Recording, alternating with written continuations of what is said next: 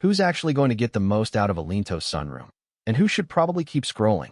If you're trying to decide whether a 8 by 12 polycarbonate canopy is worth the price for everyday backyard use, you're not alone.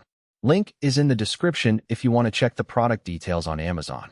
Let's walk through the moments that make this kind of structure a win or a miss, and see if the Palram Canopia fits your real-world needs. First off, the biggest hesitation people have is wondering if a DIY canopy will actually stand up to the weather in their region.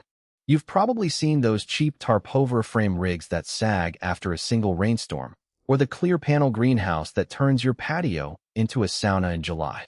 The Canopia promises year-round protection with high-impact polycarbonate and a maintenance-free design, which is exactly the promise you need to test against the climate you live in.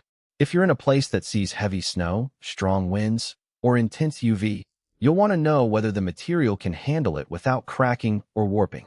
From the moment I started looking at the product, the first practical question was, how much work am I actually signing up for? The kit comes with step-by-step instructions that are marketed for a homeowner with basic tools. In my own experience with a similar Palram Linto, the assembly time boiled down to a weekend of cutting a few bolts, snapping the polycarbonate panels into the aluminum frame, and aligning the hinged side door.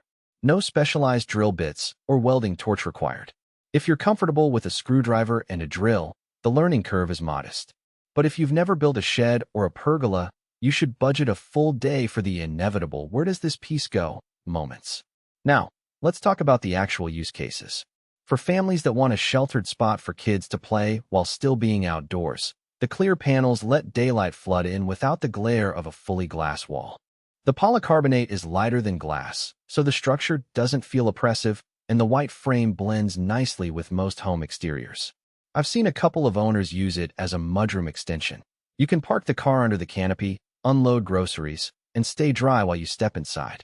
The hinged wide side door is a clever touch for that scenario because you can swing it fully open for easy access, then shut it to keep rain out without wrestling with a sliding track. Gardeners love the extra square footage for seed starting and protecting delicate plants from frost. Because the panels are UV-coated, they filter out the worst of the sun's rays while still letting enough light through for seedlings to thrive. In a temperate climate, you can leave the door ajar on warm evenings and get a natural mini greenhouse effect without the need for supplemental heating. On the flip side, if you're looking for a space that stays warm all winter without any additional heating, the polycarbonate alone won't cut it. The material is great for insulation compared to plain vinyl, but it still loses heat quickly once temperatures dip below freezing. So anyone counting on a fully heated year-round sunroom would need to add a heater, which adds cost and complexity. One of the strengths that often gets overlooked is how the canopy integrates with the rest of the house. The panels snap together with hidden fasteners that don't stick out, preserving a clean line that can sit flush against a siding wall. If you have a modern farmhouse look, the white aluminum frame doesn't clash with brick or clapboard. The design also leaves room for adding curtains or mosquito netting later, so you can turn the space into a semi-private lounge when you need it. But there are practical trade-offs. The biggest weakness is the limited customization. The kit is fixed at 812 feet, and the roof pitch is predetermined. If you have an unusually steep roof line on your house, you might need to cut the frame to match, which can void the no-hassle promise. Also, the polycarbonate panels, while impact-resistant, are prone to scratching if you use abrasive cleaners. That means you'll need to stick with mild soap and a soft cloth. Otherwise, you could end up with a haze that dulls the view over time. It's not a deal-breaker, but it's a maintenance habit worth noting. Pricing is another sticking point. The Canopia sits in the mid-range for DIY Linto structures. It's cheaper than a fully glazed sunroom you'd order from a contractor, but more expensive than a basic metal gazebo. For someone who just wants a roof over a grill, the extra cost might feel unnecessary.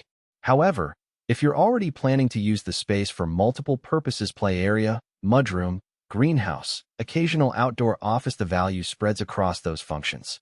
Think of it as buying a versatile accessory rather than a single-purpose shelter. Who should definitely consider this? Homeowners with moderate DIY confidence who need a reliable, weatherproof cover that can double as a light-filled work area or a protected play zone. It works well for people in regions with occasional snow, but